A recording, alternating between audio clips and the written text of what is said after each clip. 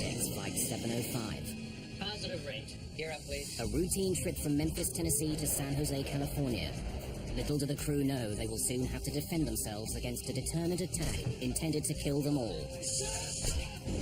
Flight 705 will never reach its destination. We've had an attempt to take over. Investigators will uncover a meticulous plan and a desperate motive.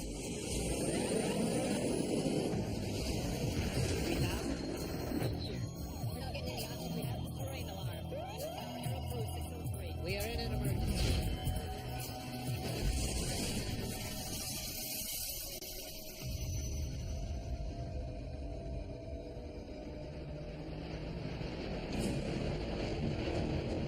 It's April 1994. A FedEx cargo plane is on its way to California. It's a perfect day for flying. Altimeters, 9s and 2s here.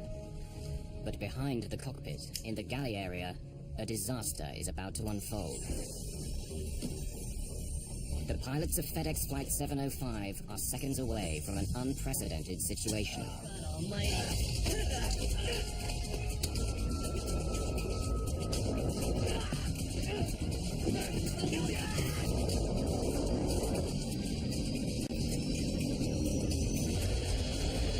Center, emergency. He's had an attempted takeover. I need an ambulance, and we need armed intervention.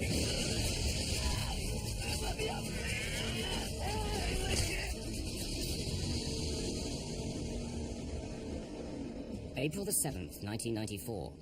Worldwide headquarters of Federal Express in Memphis, Tennessee.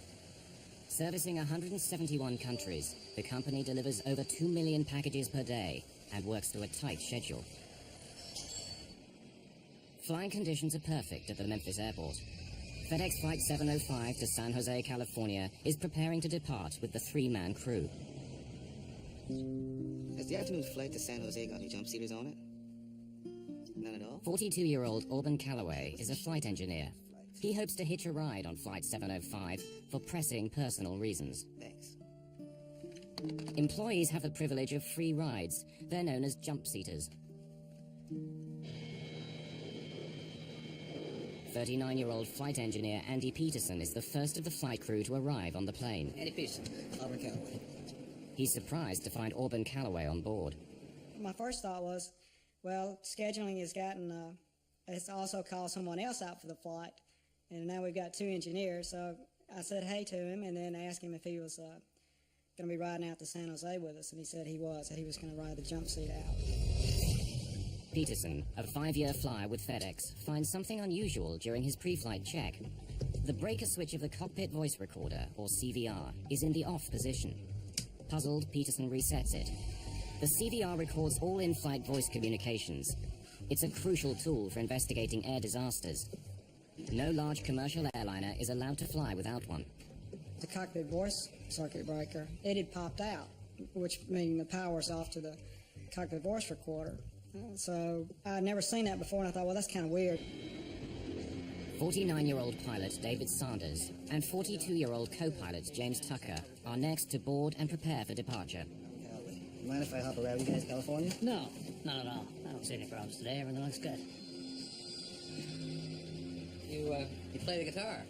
I play hands.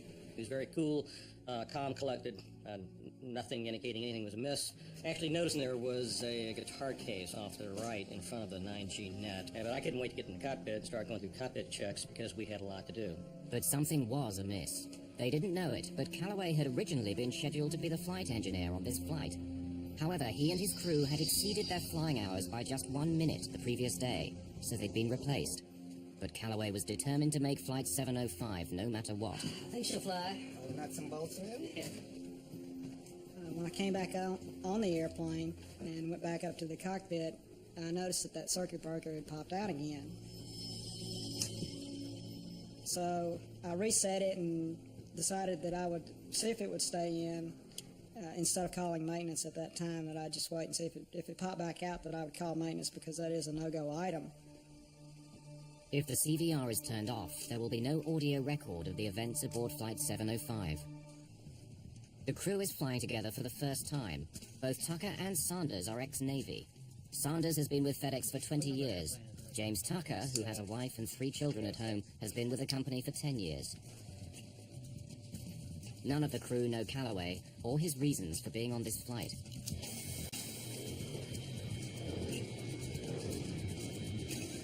Express 705, heavy runway 27, clear for takeoff. Express 705, cleared for takeoff.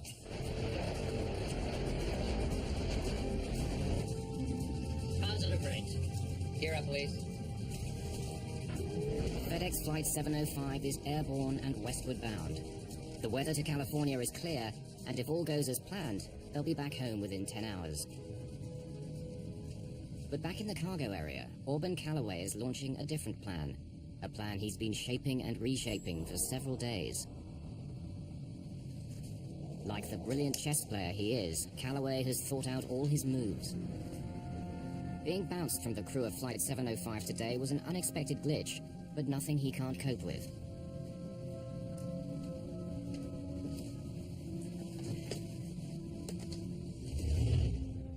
At his home that morning, Calloway already had to make a small adjustment to his plans. The flight bag he'd planned to take with him on his journey is in for repairs, so instead he packs a guitar case.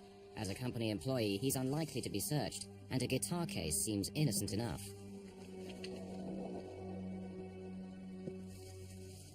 Here you have a man who made some accomplishments that no other African American had ever made. Calloway graduated from Stanford University in 1974. He became a top Navy flyer, then a commercial pilot, but his 5 years at FedEx have been as a flight engineer.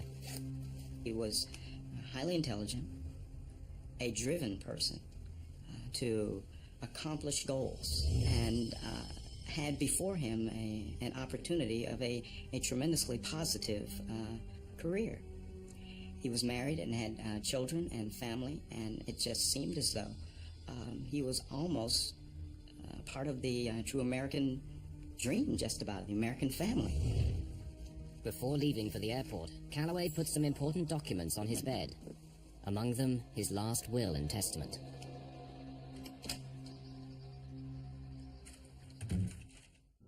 FedEx Flight 705 is several minutes outside Memphis, still climbing and passing through 5,800 meters. Jim Tucker is hand-flying the airplane, using control wheel steering mode and enjoying the clear afternoon skies. A couple of meters away sits Auburn Calloway. Behind him lie frustrated expectations of a brilliant career and a marriage that ended in tears. 10 minutes? Thanks. Tube is here. After takeoff is complete. Calloway has a terrifying plan. His guitar case is packed with several hammers and a spear gun. Out of sight of the crew, he gets his weapons ready. To be successful, Calloway will have to act quickly.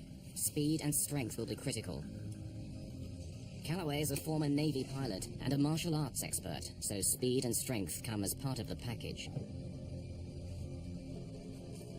The original plan was to take out his original crew, which would have only been 2 individuals. One was a female, much smaller than the crew that he wound up facing on Flight 705. No, I live in Fisherville. Fisherville.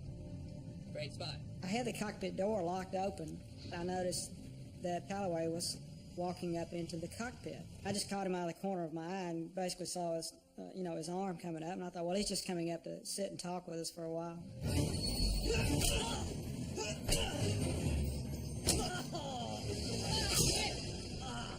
Excruciating pain, blinding pain.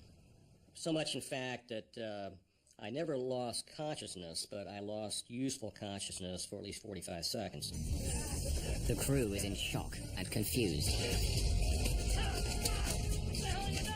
What I saw was simply a face in his eyes and an object coming down at me. I didn't discern any emotion or hate or anger. I just saw a threat, and I didn't really know what the threat was, because it's so shocking. And for a crew member who is a pilot in uniform to attack another pilot is unheard of in the airline industry. Although terribly injured, Peterson and Tucker are still alive. Get him! Get him, buddy! Get him! Calloway hurriedly retreats out of the cockpit. Unaware of each other's injuries, the crew starts to mobilize. Calloway has a backup plan. The spear gun stashed outside the cockpit is a deadly weapon. Sit down! Sit down! Get back to your seats! This is a real gun, and I'll kill you! There was a loud ringing in my ear, and I was a little unbalanced. But I saw the spear gun, and I thought, well, the only thing I can do is try to grab it. So I grabbed the spear. It sticks out of the spear gun about, 4 inches or so. So I grabbed it right behind the barbs and tried to hang on to it real tight. Tucker does something that Calloway is not expecting. He pulls back the yoke and puts the plane into a sudden 15-degree climb. It throws the struggling men out of the cockpit into the galley behind. I had already figured out that what I had in my hands is probably one of the best weapons available, and that was the aircraft itself. Tucker has not been just a Navy pilot, but a combat instructor flying A4s. His fighter pilot experience would prove invaluable in the next few minutes. I was looking at this whole situation as if it was an air combat maneuvering situation. We're taught in the Navy and in the fighter community is that, the first thing you want to do is engage the bogey, engage the bad guy. You make him predictable by engaging him, and you use his predictability then against him, and then you kill the bogey. But the co-pilot doesn't stop there. Tucker immediately rolls the massive aircraft to the left in an acrobatic maneuver to try and disarm Calloway. The men roll along the smoke curtain to the left side of the plane.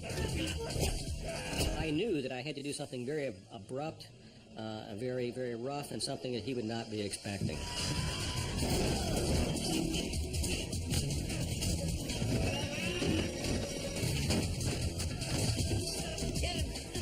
Tucker has no idea whether rolling the plane is helping Sanders and Peterson as they try to restrain Calloway. The fight continues with the men pinned to the left side of the plane. The crew members are rapidly losing blood and strength. Tucker continues to execute the roll, all the while trying to maintain a visual reference outside the captain's window. Get him, Andy, I got the airplane. So you roll the airplane over on its back and pull through completely in vertical. But at this particular point, if I'd rolled the airplane over on its back, I wouldn't really be able to see what I was doing. This is not a bubble canopy that you have over the top. You're actually looking out. It's got expansive windows, but nonetheless, you roll this airplane over on its back, you can't really see that much of what you're doing. So I rolled it to about 140 degrees where I could still see out over the side as the airplane's nose was starting to come through. Tucker rolls the 250,000-kilogram DC-10 to 140 degrees, almost on its back. Commercial aircraft are never meant to roll more than 60 degrees. The men continue their fight on the ceiling of the aircraft. Calloway wrenches the hammer in his hand free and hits Sanders in the head. Tucker decides to pull back on the yoke and put the plane into a steep dive, a risky but cunning move.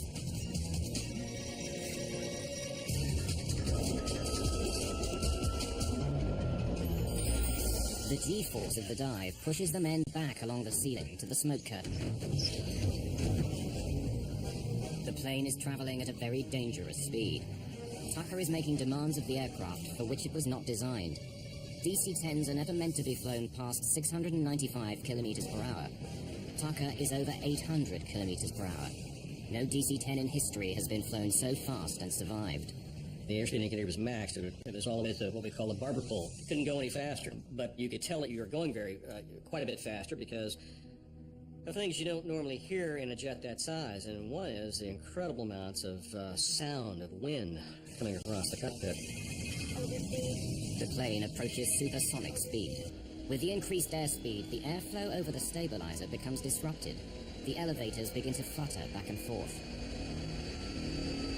If the flutter becomes more pronounced, they may become inoperable, and Tucker will no longer have the means to pull the plane out of the dive. If I didn't pull out soon, the airplane was probably going to come apart because I was getting into a phenomenon known as mock tuck, where the airplane is pitching over because the airspeed is increasing so much. The wind flow over the surfaces of the wings is doing things that it's not even designed to do. The injury to the left side of Tucker's brain is beginning to paralyze functions on the right side of his body. Tucker notices something alarming. The plane is traveling at this incredible speed because the throttle levers have been left in their automatic climb setting from takeoff. The DC-10 is now in a vertical dive, with the engines at nearly full power. Tucker must release his only usable hand from the yoke to pull back on the throttles. With power reduced to idle, the DC-10 is still not out of danger. Despite Tucker's maneuvers, Calloway is gaining the upper hand. Calloway hit me with the third blow, which was in the top of my head, nearly rendered me unconscious. I began to gray out. At that very same time, it occurred to me we might lose this thing. As Tucker starts to pull the plane carefully out of the dive, the elevator flutter increases. Balance panels, counterweights that help the pilots manipulate the elevator, break free and begin to wrinkle the skin of the stabilizer. Tucker fears that if he pulls back too hard during the dive, all the surfaces on the tail section would be in danger of coming off. Sanders' strength is nearly spent, and Peterson's head is bleeding profusely from his ruptured temporal artery. Somehow they manage to pin their attacker down. The G-forces began to be reduced as he began to level off from pulling out of the dive. I saw the hammer in Calloway's hand. I then reached for the hammer with both my hands and pulled the hammer out of his hand. Sanders believes this is a turning point. The plane is safe for the moment.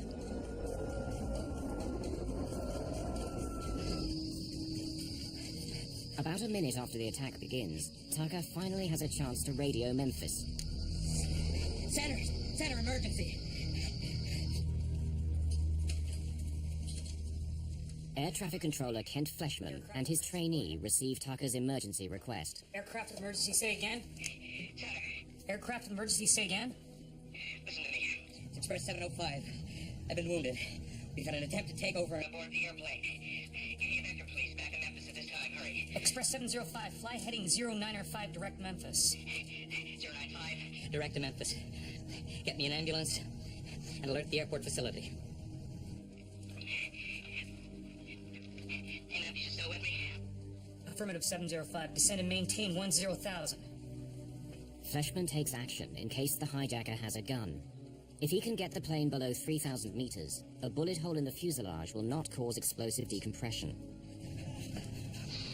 Tucker hears the fight increase in the galley. Again, he uses his only weapon, the aircraft. The maneuver throws the men onto the side of the plane. Look, just keep talking to me. Okay? Express 705, affirmative. If you need an ambulance, stand by and we'll get that for you. Yeah, we need an ambulance, and we need armed intervention as well. Make sure and notify the SWAT team he's asking for armed intervention. Fleshman recognizes the term armed intervention as the most serious request from a pilot. It means they want armed officials to storm the plane upon landing. Memphis approach has to be alerted. We have an emergency, Express 705. He's had an attempted takeover on the aircraft. He's had an attempted takeover. Okay. Radar contact, put him on 119.1. Paul Candelino, a 44-year-old veteran controller, now spots Flight 705 on his radar screen. But something's wrong. The plane is heading away from the airport. It looks like the hijacker has seized the plane. The crew of FedEx Flight 705 has been attacked by a co-worker and have declared an emergency. Attention. Air traffic control watches helplessly as they fly away from the airport, while the fight for control of the plane continues. Co-pilot James Tucker is pushing the DC-10, his best weapon, to its limits. He now throws the wheel round, flipping the massive plane in the opposite direction. Tucker, drawing on his military experience, reverses the role, keeping his maneuvers unpredictable. Here I am, all alone in the cockpit. The fight is still going on in the back. I don't know who's winning, I don't know who's losing.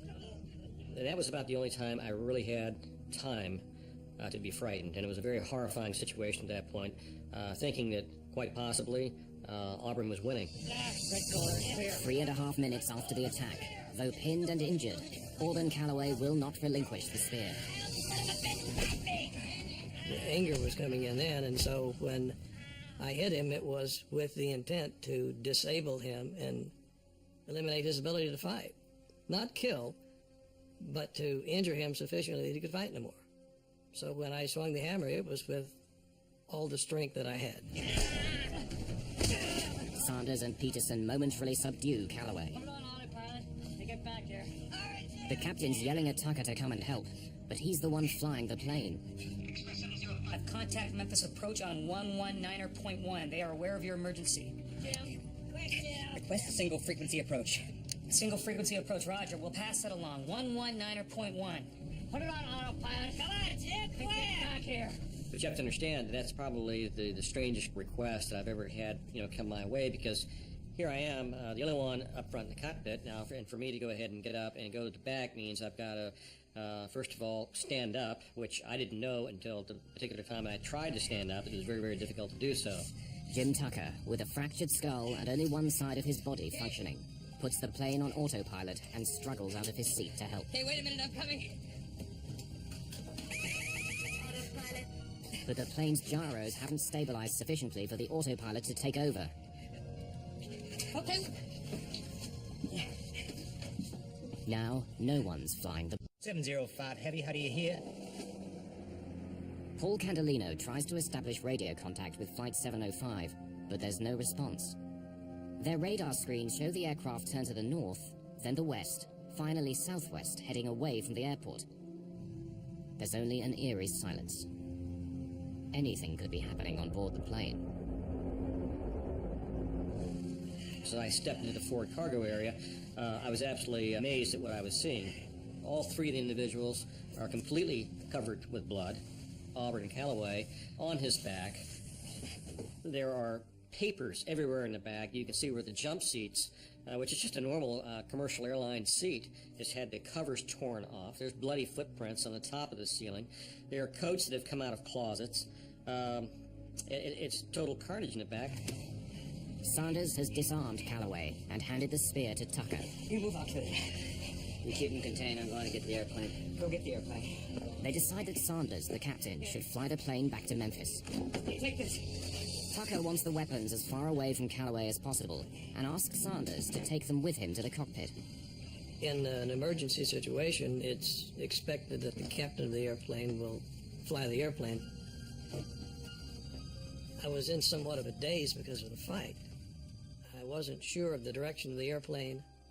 I wasn't sure of the condition of the airplane, but it appeared to be flying okay. I was bleeding excessively from the top of my head. I couldn't see out of my left eye. I thought the fight was over. I mean, I had hit Calloway 4 times in the head with a 20-ounce framing hammer as hard as I could swing it. He had stopped fighting, and he was bleeding, and he looked like he was severely injured. Tucker can't tell anymore whether his hand is gripping the spear. The blows to his head have caused a blood clot on his brain and have damaged his sense of touch. Let me up! Let me up! I won't fight anymore, please! I can't breathe! Though several gashes have been opened in his skull, Auburn Calloway cannot be trusted. Both pilots know their strength is quickly running out. Sanders, safely back in the driver's seat, must get the plane on the ground, and fast. Memphis, can you hear me? Is this Express 705 Heavy? 705 Heavy, yes. Express 705 Heavy, Memphis. Roger, I do hear you. You can proceed direct to Memphis if able. Expect runway 9er. The altimeter is 30.29er. You understand we're declaring an emergency. We need security to meet the airplane. We'll stop on the runway if we can. Captain Sanders, without his glasses and with blood dripping into his eyes, thinks that the plane is on a course back to the airport. But it's still heading southwest, away from Memphis at over 550 kilometers per hour. Roger. Express 705 Heavy, is the situation under control? Or is it still in progress? We appear to have it under control. Candelino wants to warn the pilot, but he's afraid the crew may still be under attack and trying to mislead the hijackers by flying in the wrong direction. Express 705 Heavy, are you able to turn toward the airport? Yeah, give me a vector. 100 Vector Memphis. Sanders takes the plane off autopilot and sets a course back to the airport. We're turning to the airport now. For now, aboard the DC-10, the situation seems under control, but a potential disaster is only moments away. At the Memphis airport, emergency personnel begin to move into position. We need security to meet the airplane. We'll stop on the runway if we can. A FedEx cargo plane is about to land after a would-be hijacker tried to seize control. All members of the crew are badly injured. Paramedic David Teague is one of the first to get the call. They came over the loudspeaker system from the air traffic control center, and I was new to the area, so I wasn't able to understand them real well. But I got the words hijacking and some other stuff, and was advised that there'd been a hijacking on an airplane, and then dispatched us out to the runway where the plane was going to be landed. The airplane is heading for the safety of Memphis Airport, but that in itself presents another scary possibility. The aircraft is more than 16,000 kilos over the recommended landing weight, with more than 38,000 kilos of fuel still in its tanks. In most emergency landing situations, there's time and opportunity to dump any excess fuel, but Sanders knows the switches and levers are too far away to access safely. You'd have to get up and go back to the engineer's panel where the fuel dumping switches are and set up the engineer's fuel panel to dump fuel. So it's virtually impossible for, say, the captain to dump fuel while he's attempting to fly the airplane. In the galley, Auburn Calloway still hasn't given up the fight. Calloway drags himself towards the jump seats with Peterson and Tucker on top of him. He hopes to gain enough leverage to get back on his feet, where he'll have an advantage. He was using his thumbs to go ahead and try and push my eyes out, doing everything he possibly could to break Andy and I down as a team. You know, we could handle him together, but we certainly couldn't handle it one-on-one. This is certainly a fight against the clock.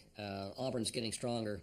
We're getting weaker. I knew if he ever got back in the cockpit, we were history. I just knew we had to keep him, somehow, we had to keep him from getting back in that cockpit. Approaching 7,000 feet, the fight in the back started again. And it was as violent and as loud as when I was in the back in the midst of the fight. It became so violent and loud that approaching 7,000 feet, I decided that I was going to level the airplane, turn on the autopilot, go to the back of the airplane, and kill Calloway. It was so severe, I thought that had to be done. The DC-10 is less than 40 kilometers from Memphis Airport. Is he under control? I don't know. The sound of the struggle worries Sanders. He decides this has to end. I released the seatbelt, climbed out of my seat, headed to the back of the airplane, and Jim Tucker said to me, "David, I think we have him under control now." I said, "Are you sure?" Yeah, he is. He said, "I think we have him under control." I went back to the seat, climbed into the left seat of the airplane, continued the descent on down toward the airport. Express 705 Heavy, verify the situation is still under control? Yeah, we're sort of under control. Wind is 03E04. Cleared to land runway 9er. Clear to land? Now Sanders faces yet another possible disaster. The delay caused by getting out of his seat means he's way over the normal approach speed. Too high and too fast. He'll not be able to slow the overweight plane quickly enough to land on runway 9er. Coming around to 36 left.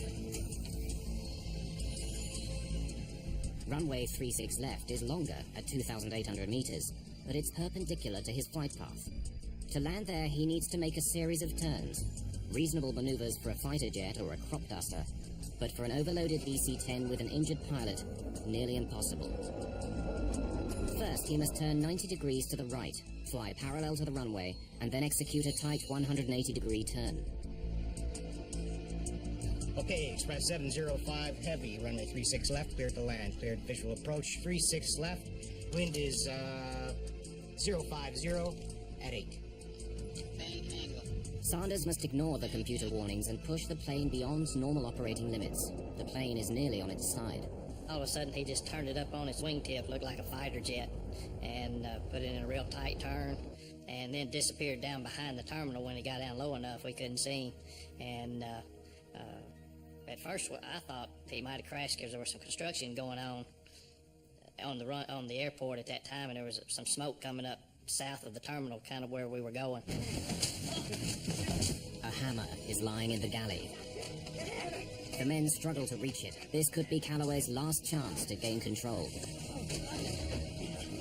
Sanders has turned 90 degrees to the south, flying the downwind leg parallel to runway 36 left. The airplane was probably at about 300 feet above the ground at that time. The throttles are at idle. They've been at idle since I left 7,000 feet.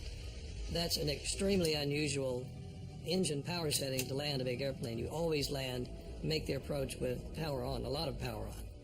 In this case, it was at idle because I wanted the airplane to slow down so that we would not exceed the limits of the landing gear and the flaps, so that we would touch down at or below 195 knots. With flaps extended and landing gear down, Sanders is still coming in too fast, and he's being bombarded by computerized auto-warning alarms. The runway is 2,800 meters long. A normal DC-10 needs only 1,900 meters to stop, but Flight 705 is too heavy. Even this runway may not be long enough.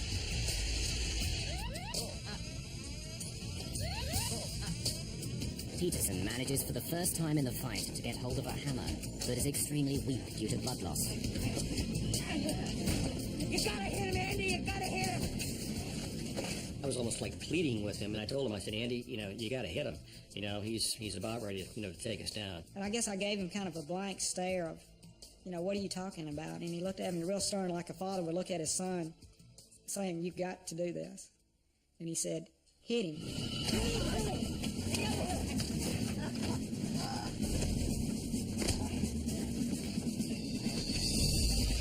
The DC-10 is only meters above the runway, traveling at 382 kilometers per hour. Sanders can only hope he won't explode the tires or crash beyond the runway.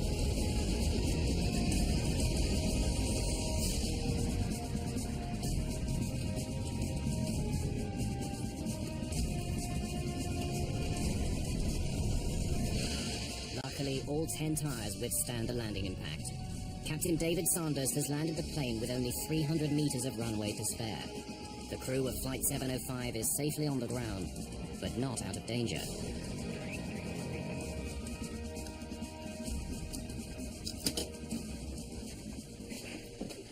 Blow the door.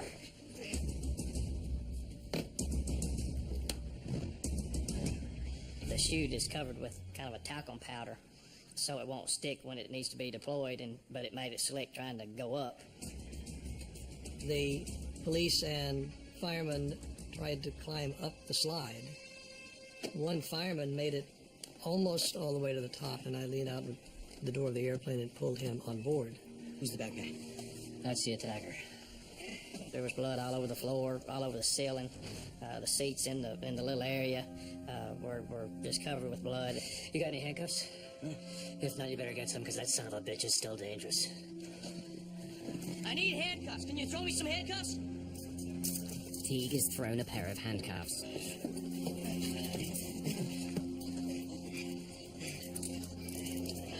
Stand here, in the middle of the chain. Ouch! Get your foot off! You're hurting me! Ow! Sanders holds Calloway down as Teague examines Peterson, who barely has a pulse and is the first crew member to leave the plane. Sanders is the last member of the crew on board. Standing in the door of the airplane, I had a sense of euphoria I've never experienced before since. It was the sense of we had been there, and we came back and we won. The three men have weathered the attack of a co-worker, but they're badly injured. Co-pilot Jim Tucker has bone chips driven into his brain. Flight engineer Andy Peterson's life is in danger from massive blood loss. Both are in critical condition. The wounded men are rushed to the regional medical center at Memphis. The pilot, Dave Sanders, shares an ambulance with Tucker. It's only during this ride that he realizes the extent and severity of his co-pilot's injuries. Tucker is taken to emergency by stretcher. Sanders is helped, but can walk.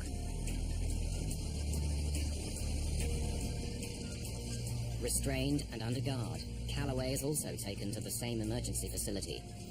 But the important question still remains. Why did Auburn Calloway attack the crew of Flight 705?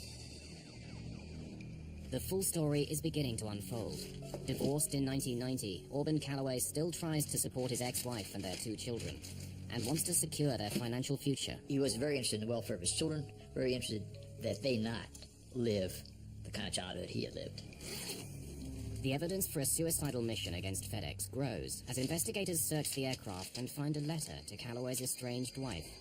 Dear Pat, I want you and the kids to know that I lived for you. I thought of your welfare every day. Though, for example, how can I guarantee having enough money for Keelan and Bernie's Stanford education? He was obsessed with his financial well-being. He was interested in his children. I kind of believe he was interested in his marriage, and I know his marriage was coming apart, or had come apart, basically, at the time of this incident. But I suspect he was also a difficult man to be married to. By April the 7th, 1994, Calloway may be thinking his career is over. Life had been one disappointment after another. The failed marriage, the kids he can't afford to send to university, the brilliant pilot who ends up as an engineer on a cargo plane. And now even that may be about to go. The following day, he's supposed to report to a FedEx hearing about falsified information he'd given the company. During our investigation, it appeared that he had overestimated the number of hours of flight experience that he had, and that the company was taking a look at this. Calloway may be afraid he'll be fired. At just 42, his professional life could be finished. He comes up with a solution. The goal is to leave my children well off. The goal is to escape, I guess, the pain of this life. I can't continue to participate in his life and still leave them well off because I'm fixing to lose my career. And I won't have the ability to provide for them like I'd like to. But my life has value if it's given in an accident. Calloway cashes in all the funds he can lay his hands on and sends a total of $54,000 to his ex-wife. But his life insurance is worth about $2.5 million if he dies in a work-related accident. I would much rather go on a date, time, place, and a method of my own choosing. I resolved some time ago that the next time my security and future is threatened or seriously jeopardized, it's time. My time to go. Perhaps he believes his family would receive the maximum insurance payout if he crashed the plane in an apparent accident.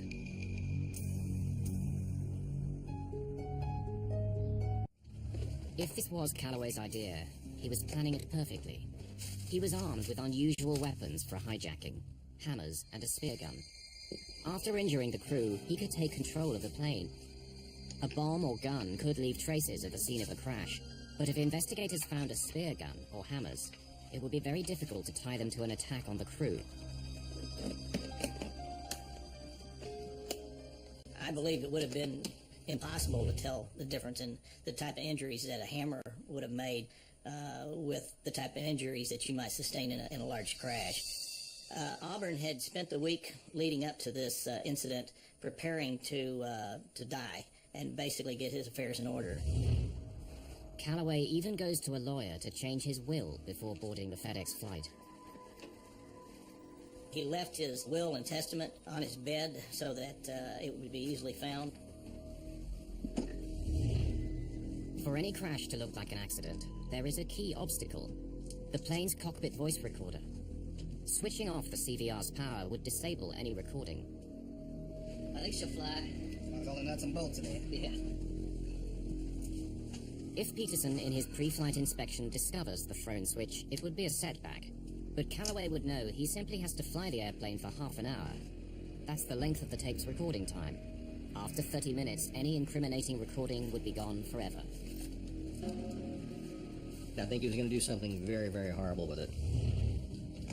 The flight of FedEx 705 took about 30 minutes, but the impact it had will last for years.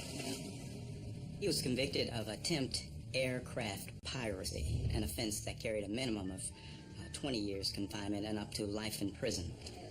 Although Auburn Calloway pleaded temporary insanity at his trial, the jury didn't believe him and found him guilty. On August the 11th, 1995, he was sentenced to life imprisonment in a federal penitentiary. He has no chance of parole. The pilots on Flight 705, they are the real heroes. It is amazing that they were able to do what they did, given the injuries that were inflicted upon them. When someone's struck with a hammer on the skull, there can be linear radiating cracks that go out on the skull, and then if it's hard enough, there may well be in-driven bone right at the site where the hammer head hits the skull and drives it into the skull. This is a replica of my skull cap. It was put together by use of a CAT scan protocol to give the proper shape of my skull and also the shape of the defect that we're dealing with here. This is the area that I was hit on the left parietal. For a year and a half, I was actually walking around in this configuration. It took 2.5 years to recover completely because I had to learn how to walk, talk, and chew gum all over again. I had 3 major operations. I operated on him twice more after his initial injury and then followed him through his rehabilitation. They can fashion a piece of material to fit the exact size of the defect, the shape of the skull, and of course the thickness of the skull as well. It's a blown acrylic called an HTR or hard tissue replacement. He had difficulty with speech, difficulty with sensation and motor strength on the right side, and he came back to where he can now probably, if he wanted to, break my fingers with a handshake. On May the 26th, 1994, the crew of FedEx Flight 705 was awarded the Airline Pilots Association Gold Medal Award for Heroism, the highest award a civilian pilot can receive. However, because of the legacy of their injuries, none of the crew has been certified as medically fit to fly commercially. I always thought, I'm going to fight, I'm going to overcome this thing. Except that that's when they found out that I had a slight seizure disorder. I'm seizure-free, but it's because I had to take medication. And the only way for me to be able to fly without somebody with me is to be off of medication. At this particular point, it's been ascertained that I'll never be able to do that. I'll be on medication for the rest of my life. I miss the flying. Every time I see an airplane go over, I wonder where it's going. So I miss that part of it. But I really cherish the fact that, I'm still alive and able to be with my family. The bond of pilots and what you do together in the airplane and outside the airplane, all that, I miss that. I miss it very much.